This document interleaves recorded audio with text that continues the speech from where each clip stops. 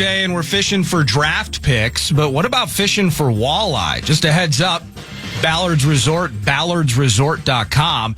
I'm hosting a 3 nights lodging, 2 days elite guided fishing tour courtesy of Ballard's, May 25th through the 28th. It's $595 a person. Again, 3 nights lodging, all your food, your bait, your tackle, the whole bit. 2 days elite guided walleye fishing. Learn all the details and come hang out with us and set the hook at Ballard's Resort. Go to ballardsresort.com. Leber.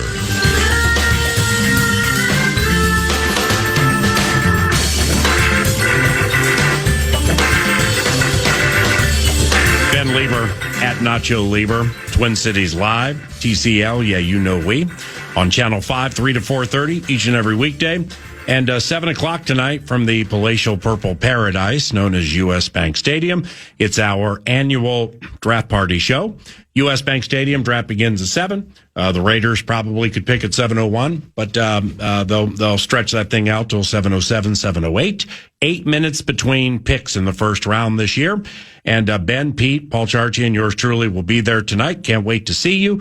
And speaking of that, what are some things you would like to discuss tonight during our draft show? I mean, we got Vikings at 18, picks falling and things like that. You're second to none analysis, like, whoa, hey, I heard you say David Bailey earlier, but it's Arvell Reese, and it kind of probably was going to be one of those two, and team fits and things like that. So I know, and we know all that.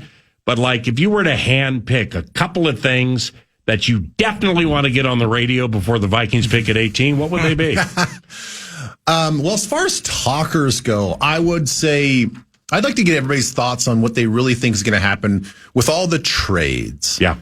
Because we have been, if there is one talking point that's been maybe the biggest talking point outside of just player selection, which, again, there really hasn't been a lot of debate. We all know that this is not a quarterback debate draft. Mm-hmm. There's one quarterback that's going to go first overall, and then after that, there's going to be some debate about who the Jets pick at number 2. And it's like, well, okay, basically, which edge defender are they going to go with? That's not the sexiest debate, right? Because they're both really good players. I think the thing that affects everybody is who's willing to dance. Mm-hmm. Who wants to who wants to come on? Who wants to trade? Yeah. Who wants to get crazy? Holy cow. And I'm in stuff I heard about the Rams yesterday, and I believe it. I believe what I was told yesterday. I mean, it's the Rams are the wild card of all wild cards ever to wild card. And you know what? That's what happens when you give McVay and Snead 13. Yeah. You give them 13, you may be like Pierce. I think James Pierce, whatever, guys, some off the field stuff now. But I mean, last year he was good for Atlanta. But it's like, yeah, that's fine. It's next year's draft's not great and everything. Yeah, until the day of round 1 and you've given McVay and Snead 13, and they can go either way with it to get what they think may get them over the hump now or later, Yeah, and they've been pretty aggressive in the offseason, adding those corners that they added. So they're really going for it. And the thing is, if they move up to trade, I don't think that they're moving up for Ty Simpson. Do you? You mean like get to the 20s? Well, or you mean up as in 13 to like 5? Yeah. No, that's Jeremiah Love. You think they're going to be that aggressive to go after the running back? I never would have thought that in a million years, but I'm telling you right now, and I may be wrong, and it's not like I haven't been, it's not like I'm right every single time day of draft, but if it's Arizona, Tennessee, like Giants right around there, if there is ding, ding, ding, that trade thing that we hear, and I'm going to say, I think it's the Rams coming up to get Jeremiah Love. And if I'm wrong, I'm wrong. So, looking at the sheet that I have in front of me, this team doesn't care about picks, and when it does have picks, it takes all the right guys. So let's flush that out. Ben Leber brought the answer key to the draft with him this morning. What do you got? So let me flush this out. Yeah. If they were to go up, I don't believe that they would go up for Jeremiah Love. Okay. I think that they have found great production with their running backs, just the way that they have, Mm-hmm. I think that because of their wide receiver situation with Puka, apparently just loving the offseason, right? I mean, he's been enjoying himself. Luke has been enjoying himself. He's in rehab right now. And maybe, they see some red flags that are like, ooh, boy, can we count on this guy for the next 5 or 6 years? Makes sense. Devontae's getting older. I feel like if they're going to move up, they're going to move up for what they think is maybe the number one receiver in the draft. Makes sense. Well, then that means you probably have to move up ahead of the New Orleans Saints. That's probably your most likely target at the first receiver off the board. So then that means you may be trading with the Commanders, which I think the Commanders are like, sure, yeah, why not? Yeah. Like we know that we could take Caleb Downs. He's easily, hands down, that player is going to be there most likely for them at 7. But if they move back to 13, they're still going to get a heck of a defensive player, which I think they're still be looking for. So if they move up, I'm not necessarily, I'd put my money on receiver and less money on running back. And I'm not, this is not a 9 to noon, hey, Anthony Barr's going to be on our team from under the cover of darkness. It's not one of those. This is just don't kill the messenger. Kyron Williams I think he just recently signed kind of a big deal, like within the last year, something like that. So it would have to be a team that would want him, I would guess, has room to pay him. But if Snead and or McVay do something that shakes the whole thing up, who's going to be surprised? No, I don't think anybody's going to be surprised. And so this is where I was going to go with the whole talking point is I don't believe that there's going to be as many trades as we think. And because we go from the time of 10 minutes down to 8 minutes per selection, it takes a little bit of time away from these potential trades and like working the phones on different teams and stuff like that, which they've already kind of laid the foundation for that stuff in the days and the weeks beforehand and all these discussions. I just don't think that this is such an elite level draft where so many teams are be willing to come up to get certain players because everybody has the same consensus that this is a really good, solid draft top to bottom. But you would agree, what you said, sorry to clip, but you would agree in what is not perceived as a super deep elite type draft that Jeremiah Love has the most potential to be the top end elite type player. So going off the top of my head, position wise, there's one true first round quarterback, one true first round running back, maybe one true first round tight end, and center. The Florida guy, Slaughter or whatever. Yeah, maybe. Yeah. I'm just trying to think of what's the premium positions where you're like, we have to move up because this draft is so thin. You have the elite guy at the top and then a dramatic drop off between the first guy and the second and third guy. But with respect to our guy, Emma Johnson, running back would be one of those positions. They're talking about this might be the poorest running back class. I've heard rumors that there might be in total between all 7 rounds, maybe 9 running backs drafted. Oh, geez. Wow. All right, let's hold that thought and continue to get some more things that you want to get into tonight so we can have a nice long segment with Ben Leber at Nacho Leber via X. He'll be part of the draft show tonight, ballyhooed as it is, at 7 o'clock on KFAN and from U.S. Bank Stadium. Here comes Norda with that cash thing. Yeah, the Fan and BigDeck.com want to give you a shot at winning some bonus bucks with the National Cash Contest. The keyword this hour is deposit. Use the keyword deposit at KFAN.com. Enter the keyword deposit at KFAN.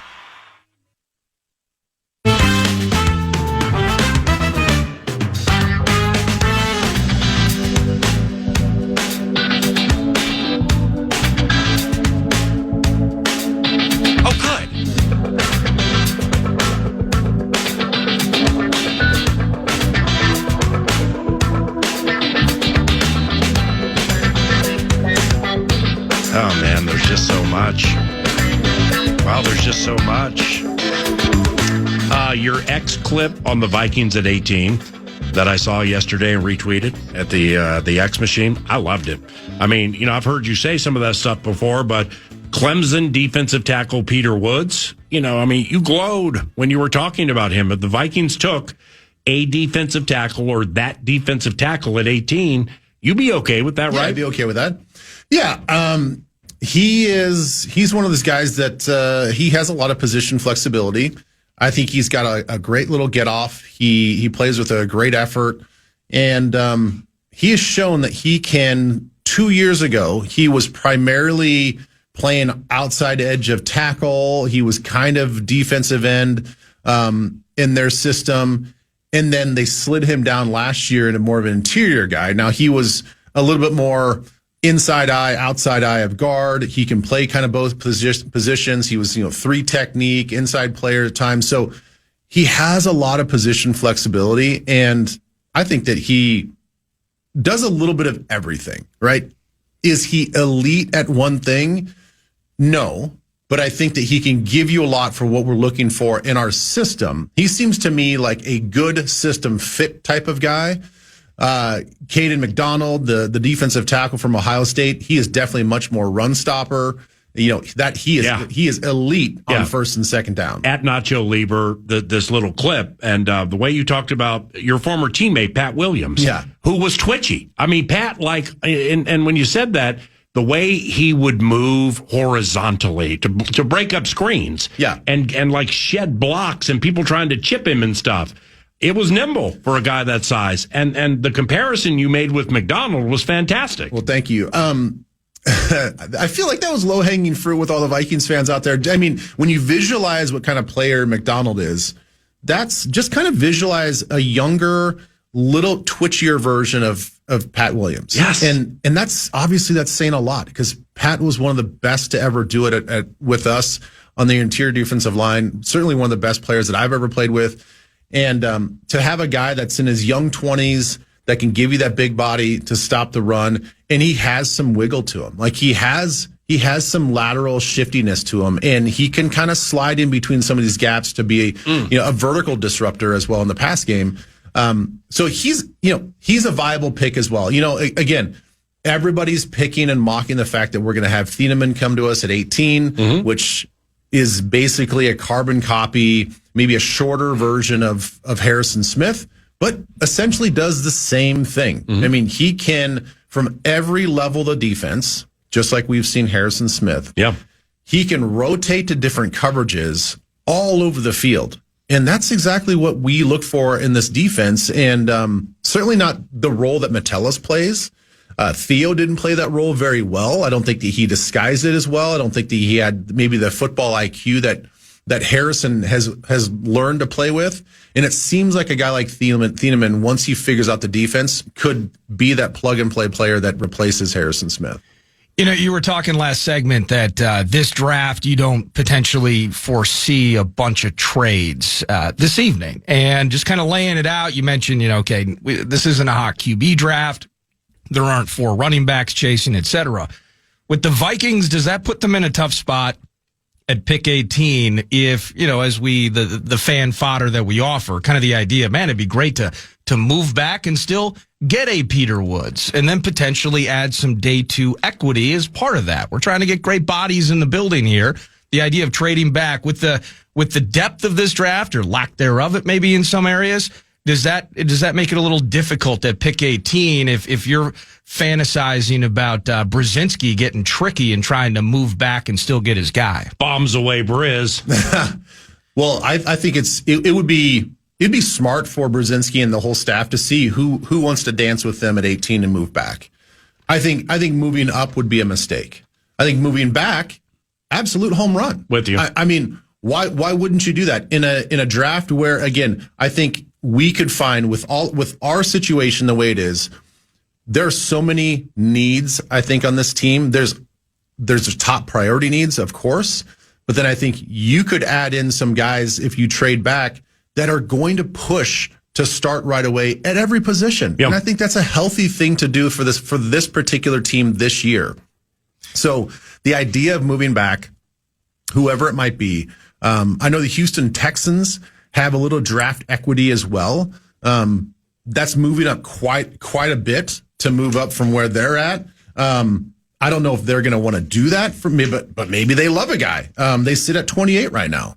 So if they want to go 28 all the way and swap with us for 10 slots, that'd be awesome. I mean, I'd be fine. I mean, I wouldn't love it from a timing perspective for all of us at the draft. Yeah. Well, that could be a Caden McDonald deal. So, like, say they left Kenyon Sadiq. And if I think Sadiq is a luxury pick for the Vikings, be cool to get him, but it's got a little luxury to it. Yeah. But Houston is like, we're willing to overpay a little bit to get to that Sadiq spot. That Caden McDonald could be available around 28, and you've amassed picks. So there's another team. There's another team that maybe doesn't have to move as much, and that'd be the LA Chargers. They're at 22, and if they feel like there's a run on wide receiver and they want to get ahead of Carolina, they could just swap us at 22 and 18, and they've got a third round pick, number 86. Now it's not necessarily apples to apples on the value chart, but it's pretty close. So we could walk away with 3 third round picks and 5 in the top 100. Yes, 5 in the top 100, and all we do is slide down 4 slots. Yeah, Nacho's playing very fast right now. Is there a particular position where so Thieneman, for instance, I've seen it, again, mock drafts and analysis and just reading articles and such. Immediately, if Thieneman is gone, that McNeil Allen cat from Toledo instantly becomes a target for the Vikings. Corner, we've bandied about Jermod McCoy and Avion Terrell and several names. Is there a particular position where it's like, if this one particular guy is there, or excuse me, not there, well, no, I'm not immediately chasing the next name in terms of, kind of getting back to the depth of some of these positions that you were talking about, Leber, where, I did a 5 for 18 yesterday, just a little throwaway segment that became 7 and could be 9 with the amount of needs the Vikings have. But that doesn't necessarily mean that, corner, for instance, if we love Jermod McCoy and he's gone, well, we have to get Terrell or we have to get a Colton Hood. Is there a position that, if it's not there at 18, I'm happy with Friday being that conversation for that spot? Okay, so I'm glad you brought that up. So I think it's safety. If our guy's not there, I don't think, in my opinion, that Emmanuel McNeil-Warren would validate a number 18 pick over the potential other guys that are there. I agree. I think that he is... When I call him McNeil Allen, my bad. I was looking at PA. My bad. I'm not sure what you actually... I just knew who you were talking about. Well, I called Vladimir Tarasenko Victor 3 times the other day, so let's move on. It happens. To me, he did not show as much dimension as Thieneman. And for being a big body thumper, he didn't play in the box or at the line of scrimmage as much as you would think. He was in that 2 high safety, single high safety look a lot of times for Toledo. Now, would he come down and hit guys across the middle, and would he put an impact on a ball carrier? Absolutely. Can he be a tone setter? Yes. Does he have some athletic ability? Yeah. But they didn't use him in that way. So I'm a little hesitant to put him in this system, to have him do the role that Harrison Smith did. So then that leaves me with, to answer your question, I don't think that you stretch yourself and we have to go get the next best safety. I think that we reserve that right to go get a safety, maybe later in the second or the third round. Some guys to think about. Now, this guy probably is going to be gone if you're a Daniel Jeremiah guy. Traden Stukes, he's the corner nickel safety out of Arizona. Oh, geez. A lot of people looked at him as a day 2 guy. Wow. Daniel Jeremiah has him as a first round guy, a late first round guy. He looks the part. 6'1", 190, ran a 4.33. The guy's a stud. He has played every position for Arizona. He moves around the field just like Harrison Smith moved around the field. If that's not your cup of tea, and you think that maybe there's some really good late round value, mid to late round value, I really like Bud Clark out of TCU. Bud Clark is this is a guy. Wow, is he deep diving? This is a guy elite. That when you talk about, in PA, you've mentioned this several times now, medicals. Yeah. Medicals have to check out. Yeah, this is a discernment draft is what I'm calling it, where if your discernment with the intel you're getting from your doctors is bad, then you might lose your job within the next 2 years if you do something wrong in the first round. So Bud Clark is a player that I think flashes so much potential. He looks like a starter to me for being a later round guy. He's a ball hawking dude. Like when you watch him on film, he is a dude. The problem is he's not very big. So I think because his attitude plays bigger than his physicality and his actual size, he gets injured a little bit. So he's missed games here and there in the last couple of years because of his physical style of play. And I mean, if he's going to go for an interception, he's going to try to jump over a guy and he's going to fall awkwardly and he's going to hurt himself, right? But I like his tenacity. I like his attitude at which he plays. It's just, if the medicals check out, I think he's another guy. Again, you let Thieneman, if he's gone, you don't stretch for McNeil Warren. You don't stretch for anybody else. You just kind of pick up one of these studs later in the draft. The crowd at US Bank Stadium with my next question, I don't see them jumping on chairs and the confetti may be falling, but I don't know if they're going to be truly loving it. If the Vikings were to select somebody on the offensive line, now this is something maybe you were even in here when I brought it up, just kind of the idea maybe a month or so ago, kind of, hey, Brian O'Neill getting a little older, getting nicked up, final year of his deal. What are they going to do? And they could extend him tomorrow. But in conversations through the course of the mock draft, it just is it a 0% that's preposterous, the idea of them finding one of these tackles, or is that a function of this team as future focused as they are wanting to put a good product behind or in front of whoever's under center this year? Maybe there's no chance. It'd be underwhelming. I think it'd be underwhelming because it's not a no chancer. It's not a no chancer. But okay, so let's just for the exercise of it, our mock draft that we did for the Power Trip this morning. Spencer Fano dropped in our draft, and he was available. Yeah, now, he is. A lot of people think that he is a top 10 talent overall, right, out of Utah, right, and he can play guard. So he has position flexibility, super talented. If he's there, you might have to sell the public a little bit on him. Yeah. But if a guy like that is there, I'm like, well, now you're just taking the best player available. He's the best player available. And he doesn't maybe fill a need this year. Yep. Unless you plan on moving Brian O'Neill, which I don't think they're going to do. Or playing a tackle at guard. Or sliding, to, I don't know, doing something with him. Just stockpiling talent. Yeah. I think is an okay thing, even if there's not a place for him this year. Well, and the reason I brought that up is just, again, the non-zero chance of it, as you guys are saying, but If we keep talking about like first round picks and you talk about like depth of talent and Bud Clark, medical's got to check out, but I love the idea of that potential day 2 value at the safety spot. If Thieneman's gone and you don't believe McNeil Warren's a true first round pick, then why the hell would you take him? Right. If Sadiq is gone and the Stowers cat's there, well, we're not going to, because he's not a first round pick. So again, depth of the draft, the idea at corner is Jermod McCoy a first round talent? Yes, he is. So even though maybe we love what we have in Rodgers and Byron Murphy Jr. and Pierre, hey, we got Pierre. The idea of making sure that whatever we go with tonight, as underwhelming as it would be, that whatever the ranking of talent is, that guy's a first round pick. And it just seems like the depth of the offensive line in this draft is among the deeper in terms of high end first round level talent. And it would require some selling, but I just, that's not out of the realm of me being interested in it, I guess. But see, for that to happen, I think that you would have to have the opinion. And it doesn't mean the Minnesota Vikings personnel staff opinions are right or always right or however you want to qualify. But you'd have to believe that there were 4 or 5 offensive linemen in the entire draft that make a difference, can play right now at tackle or guard, preferably guard. Probably guard, I would say. And somehow and then I also believe Thieneman would have to not be available. So I think in that situation that they would take wild card guy, who we'll talk about tonight on the draft show, Thieneman, and then it's like, well, Fano, it's not just the power trip. It's McVay traded here and shook up the whole draft, and this happened here, and Cleveland did this, and we didn't, moved here.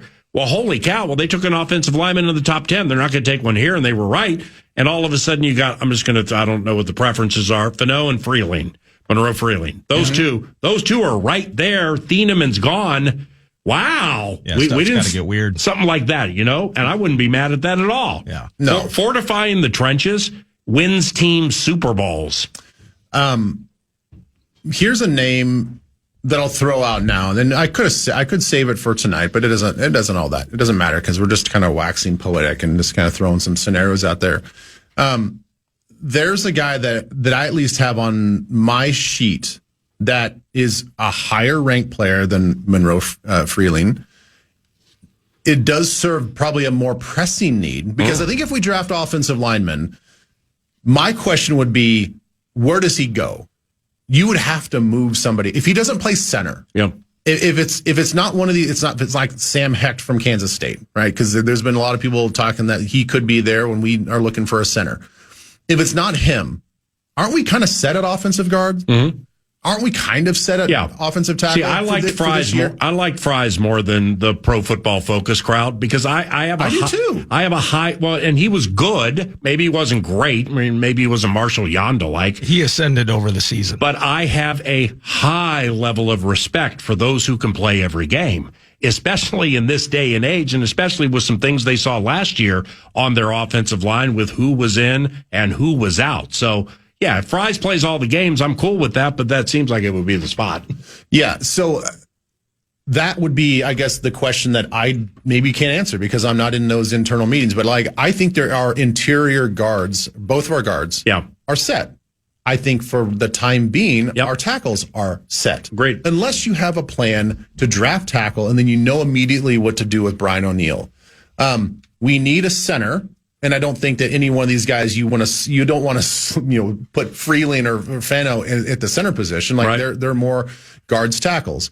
So offensive line maybe not as high on the board as I would have it, just because there's not an immediate need. The other guy that I want to throw out there, and I just started watching some of his stuff a few days ago, and I'm like, damn. Okay. I mean, if this guy where's this coming from? All right. Hang on, I need a pen so I can copy the opinion. Let me get to the right button bar page. Okay, go ahead. If we are in the camp of moving away from Jonathan Grenard, we're saying all the right things. He's saying the right things. But ultimately, players want money. And if he's going to grandstand on the idea that he wants more money and we're not willing to give it, and other teams are looking to trade, then edge rushing to me becomes one of the top priorities. Even though we have Dallas Turner. Agreed. Yeah. Malachi Lawrence. Oh my God. Yeah, UCF. I just brought him up with Jordan Reed. He's when? I guess I missed that. 20 minutes ago. Did you really? Yeah, we were, and we've done so many draft bits. Nordo and I, Wildcard Wednesday, 2 for Tuesday, Thursday, Monday mock. And I got pushed on Malachi Lawrence about 2.5, 3 weeks ago. Oh, I'm sorry. I guess I missed that. Oh no, it wasn't long. It was like 2 minutes. Okay. And then with Jordan Reed, we were talking about the barbecue when he brought that up. Yeah. With Jordan Reed, the way I put it to him, Jordan Reed, ESPN.com, UCF edge Malachi Lawrence. Is he somebody teams love and are trying to keep quiet? And then he said, yes. He said that's one of a handful of names tonight where people and mocks and all that may be like, hey, 26 or 35 or 40 because he's skinny. And then all of a sudden, like 18, 19, bam, somebody comes in and gets him because he's so athletic. Oh, I mean, I can't. I'm honestly a little shocked that he's a Flores kind of player, is the way it was put to me. I'm shocked that it's taken me personally this long to get hot on his tape. I couldn't pick him out of a 2-person lineup standing next to Audie Cole 2.5 weeks ago. I had no idea who he was. Well, I'm just shocked. I'm shocked for the guys that do this professionally. Haven't been banging the drum. When we're talking about edge rushers this year, how is this guy not in the conversation for one of the more naturally instinctful pure pass rushers out there? Below average, supposedly below average work against the run. Fine. Yeah, fine. On the frail side, needs to fill out and grow and all that. Sure. I get all that. Wow. But when you're talking a guy that you don't have to teach much when it comes to just the moves, and his to me, he has a feel. When he's rushing against a tackle or a tight end, there doesn't seem to be a hesitation with his primary move or his secondary move. And I think that's very rare for college athletes. Jeez. Now I got Bursich texting me steam on Oklahoma Sooners edge R. Mason Thomas. Yeah, R. Mason Thomas. Yeah, I mean, I know you got to clarify that Ichinachinor or Max. Yeah, he sent me this too. Yeah, okay. Anyway, continue. Could be the best tackle in the draft. God, my guys are so fired up for tonight. I think R. Mason Thomas's dad played college football. Yeah, probably was best friends with Les Snead and babysat Ty Simpson.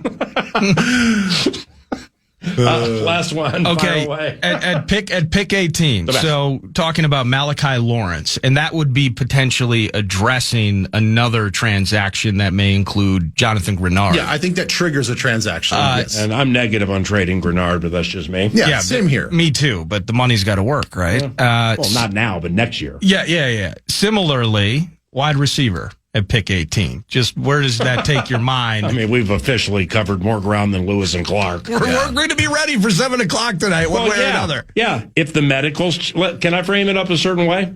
If the medicals check out with Jordan Tyson, Arizona State University stud with the way he plays. If the hamstring and the medicals check out and they take him at 18, what would you think? He's pretty good. Or wide receiver, period. So yeah. So it's Rube Roulette. I guess I have to stay true to. He likes saying Concepcion. Concepcion. I didn't know that guy was a returner, and holy cow, he's a good returner. Can you picture the flair that Ben will have as he talks about Concepcion's game on the sideline? I have him going to Carolina. You know who Concepcion reminds me of? If you could redo the draft back in the early 2000s, Wes Welker. Oh wow! Like you're telling me if you didn't, Welker was a high-end returner. If you redo the draft, Yeah. Wes Welker would be. Obviously knowing what we know now, he'd be a first rounder. Yeah, because he was unstoppable. I mean, does he remind you more of Wes Welker, Jason Sehorn, Mike Furry? Yeah. See, I specifically stop. They tried once. Let's not let them try again. Anyway, last one. Okay, that was just wide receiver at large. That idea. I'm three number ones in one room. We're so hyper right now. So the thing is, I'm going to be a hypocrite if I say otherwise. But I've been going with the approach of best player available. Yep.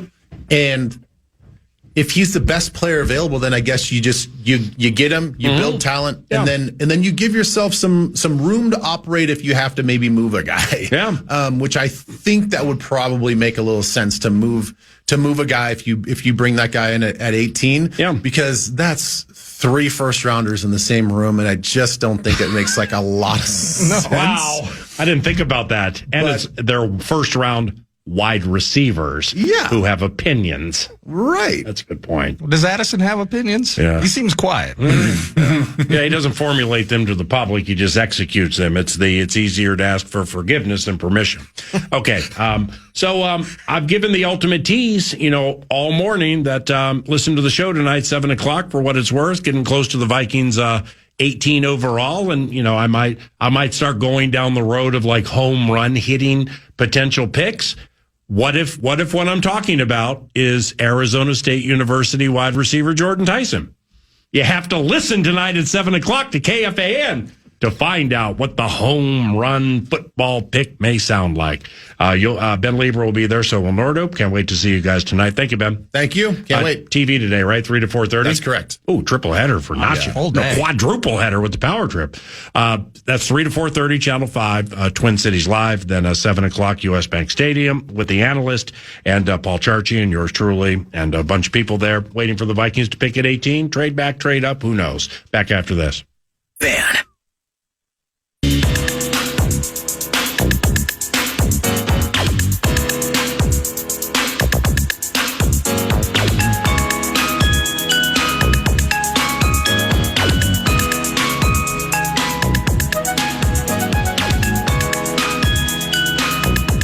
News du Nord, and News du Nord's always brought to you by The Casino at Canterbury Park, CanterburyPark.com. And you can go to CanterburyPark.com to learn about music festivals and expos and all sorts of things that are going on with the funnest place in Shakopee to be. Or you know what you do is you just drive down to Shakopee, go feel the felt. Poker, blackjack, and table games all year round. And live racing, big Derby Day party coming up in just a few weeks. Big hats and mint juleps, and then the live racing season at Canterbury gets underway in earnest later in May. CanterburyPark.com. How about the Minnesota Twins? The Twins, they win yesterday. Well, they lost yesterday. They won 2 days ago. Let's try this again. They won 2 days ago. They lose yesterday. 3-2 is the final. The New York Mets stopped their skid with that 3-2 victory. It was Prelip on the mound for 4 before Rojas. It was Rogers eventually who takes the L by giving up a late run to break the tie. And they are back at it later today. 6:40-ish, 6:10 will be the first pitch. Loons fans, you're getting paid off. Minnesota beat Dallas 1-0 yesterday. That puts them, I believe, in all competitions, 6 consecutive unbeaten. You're digging that. Loons don't lose. Loon calls all around. I can't do one, so I'm not going to. And then, of course, the A topic from last night is it took freaking forever, but the Wild lose in double overtime. Roberts in with it. His pass to Heiskanen. High slot, center point. A shot. They score. It's hipped in front. Volstad got a chunk of it. And the Stars win the marathon game number 3. 4-3 in double overtime. And they've got a 2-1 best-of-7 series lead. Yeah, I'm excited that we have Russo to kick off the final hour because we will dig into, for a team that, and you heard it on the broadcast last night, if you were watching via FanDuel, you were watching Anthony LaPanta, but he kept mentioning it, and he had plenty of times to mention it because the Wild, as LaPanta would say, one of the most disciplined teams in the league during the regular season, I think is how Hare would put it. As a member of the Minnesota Wild is going to the penalty box. 3 of the 4 goals scored by the Stars last evening were indeed scored with the man advantage, including the game winner. So if you are of the mind that discipline and not giving your adversary as many possible opportunities as you can with the man advantage, if you think discipline is a theme here, then we have to see better than what we saw from the Wild last night. Volstad, by the way, has been a terrific part of this entire thing through 3 games. Despite in the loss, he was coming up with big save after big save. We got the Rumbler Bumbler and McCarron going basically blue line in on a one-man mission to take the lead. And the Wild sadly fall in OT. But one thing I want to get into with Russo as well, PA, is this is now 2 games where I don't think, have found the right option for that line with Kaprizov. Mm-hmm. So Zuccarello goes down. It's an elbow from Tyler Myers. When's he going to come back? I hope it's game 4, but we don't know. So we tried Tarasenko in game 2. Yeah. Quiet night for 97. We tried to believe Bobby Brink last night. Yeah, I didn't mind Brink last night. See, that's the Did you? I didn't mind him overall either. Mm-hmm. And I forget who was on the receiving end of it this time. It was a save by Ottinger in both cases. Yep. Brink has some pass first to him. But that's what you need with 97. But it's still a quiet night for Kirill. But Brink himself, the energy, the pace, his ability, despite his smaller stature, to dig pucks out of clouded corners and find that pass. It was year off in game 2, and then he had another sweet pass last night. I forget again who was on the receiving end of it. I like Brink. But now this is 2 games, very, very quiet from 97. Yeah, we miss Zuki badly. And whether it's Zuki or a different answer, something needs to change for Saturday. Yeah, I just don't know what the other answer would be. I don't either. Because, you're not going to take... Hartman can pass. It's... Johansson is an elite high-end passer. So maybe that's the answer, but then you pull him off the Boldy line. And Matt really likes playing with him. Do you go super top heavy and put Boldy with Kaprizov? They've done that before. Boldy, by the way, after Ben crushed him, that nasty stick / fist / forearm to the back of the head, was he not on? He was on a mission. You know what? I'm in the minority here, and I don't, I'm not contrarian guy just to be a contrarian. There are a lot of those around here and in the world, but I'm not one. I thought that there was more happenstance to Ben hitting Boldy from behind, then I thought it was kind of an unavoidable situation. And I know Ben has past performances, which are that of iniquity. But I didn't think he went out of his way to crush and cheat. Did you? I don't think. I mean, it wasn't egregious. I think if he was trying to avoid Boldy, I think he can avoid Boldy. Now, with his head up and peripheral vision in play, I think that's a play you can make while making it look like you weren't trying to make that play. Yeah. But I would also say Ben's not stupid. I mean, he can get out of body and do some dumb things. He has a reputation that precedes him. Well, he completely blew where to get Jule Eriksson-Ek on the Boldy pass after the elite Boldy moves. I mean, Ottinger is so mesmerized by Boldy's moves that he goes all the way to his right. And here comes Eriksson-Ek. Ben was so old and late to get to that spot. That played into the goal. Yeah, it did indeed. So I think it looks like a play you could make on intentionally while making it look like you didn't try. Fair point. Was it Rantanen with the fist to the back of Foligno's head? Was that Rantanen who did that? Maybe. Basically used and bounced Foligno's face off the ice? Duchesne. It was Duchesne. Yeah, it was That Duchesne. is correct. That's another one. Yep. Where it's hard to figure out if he's pushing the envelope. I mean, I'm asking these guys tip in goals on the end of their stick, hand-eye coordination while moving 100 miles an hour, but it's just complete happenstance that he puts his glove into the back of Foligno's head. Right. Those things I tend to lean. And if I saw it on the other end, I'd be like, nah. Yeah. I think Hartman did try to do that, but he was kind of savvy about it. I think there's a savviness to some of these moves. Zucchi's not playing because Myers cheated. Yes, in game one. I mean, he that's why Zucchi's not playing. The concussion. Blackwell on Trainian. That's hockey. You got to have your head up and Bogo stop throwing hospital balls. Yeah. But and Duchesne's a guy that I would take on my team. But again, these guys, reputation wise, and just how those things look, I think those were those playoff time extra moves. I think. Well, to your the undisciplined nature of the 8 penalties taken, and Dallas scores 3/4 of its goals off those power plays. Well, if I'm a Dallas Stars fan, or if I'm Sports Sturm on the ticket preparing for my afternoon show, the hard line, hard drive, whatever it's called. Well, I'm saying the same thing to the winners last night because they had 7. I mean, they were, I'm not a luck guy, but they were so fortunate. We had 3 power plays in the third period and one early in overtime to win the game. I mean, we had so many power play chances to take 3-2 and make it 4-2, and we blew it. But over the course of time, the averages would show.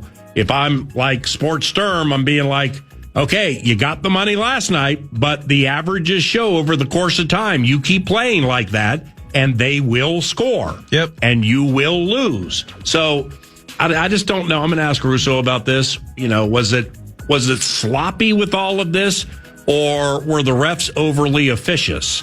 Because that happens in round 1 too. Yeah, and kill some flow with it. Fascinating. Yeah, absolutely. Well, let's do this because game 3 tonight, Wolves and Nuggets. We had Dane Moore during the first hour. I hope the Vikings don't trade back, and I know it may be for the benefit of the team to get 5 picks in the top 100. But I mean, the Wolves, man, we want to go to Target Center. We are so into these series, man. The Wild and the Stars and the Wolves and the Nuggets. They're cool matchups. Vikings are the A topic. Yes, 68% of televisions every Sunday at noon or what? Yeah, we know the whole thing. They're the most popular team in the state and in the history of the state.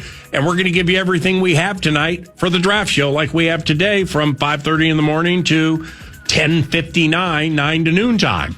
But I mean, if they trade back, like to the high, like 28 or something like that, that'd be great. We'll we'll give you everything we have. I'm going to be backstage with Abbott, and you're sitting there, you're putting the cap back on your thermos, you're crumpling up the paper. Pick 18's coming because you know that I want to clean up all my trash. Yes, because we're going to get the pick.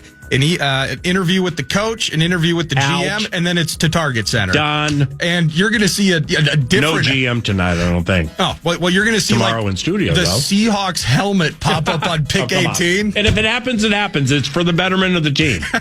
I mean, here's how... And I'm not going to, go through the boring story on the radio that I shared with Nordo because I know how to make him laugh. with the nachos and the cooking at 11:50 last night, and falling asleep and waking up and feeling bad for Sad Joe, and then I can't go back to sleep. It's 2:00, 2 in the morning. But 3-2. So here's how groggy I was this morning when I came over here. I make my coffee and put it in a thermos every single day I come into 9 to noon. Yes. And it's generally enough for me. If Norda wants a cup, we're good, whatever. But I make it. I'm a coffee snob. It's Italian roast black coffee that's ground with 4 shots of espresso that also are ground. Well, I had that whole thing made this morning. It's sitting on my counter right now. Oh, no. And I pulled into the parking lot here saying I forgot my thermos. Goodness. And That's a draft day harbinger. I'm telling you right now, if I had written out that Wild Open with the highlights and didn't have the power trip pick 18, I would have driven back home, gotten it, and come back. So that's sitting at home right now, man. That's just how groggy we are from all these. So why wouldn't the Vikings trade back? And, we're there till 10, 10:30, 11, 11:30, midnight, whatever it is, because that's just been theme du jour of the local big spot sports teams. So we're ready for it, indeed. But we are ready for Game 3 tonight. Ryan Blackburn, a buddy we met, you heard him on Dane Moore's podcast. He joined us at the beginning of the series. He's going to join us 11:25 for some more Howl this final hour. Well, let's get to Russo next, huh? That's News du Nord, brought to you by The Casino at Canterbury Park and CanterburyPark.com. It's 11:02 KFAN Sports Time. Indeed, agreed, proceed to talk about this series with Russo Hockey on KFAN.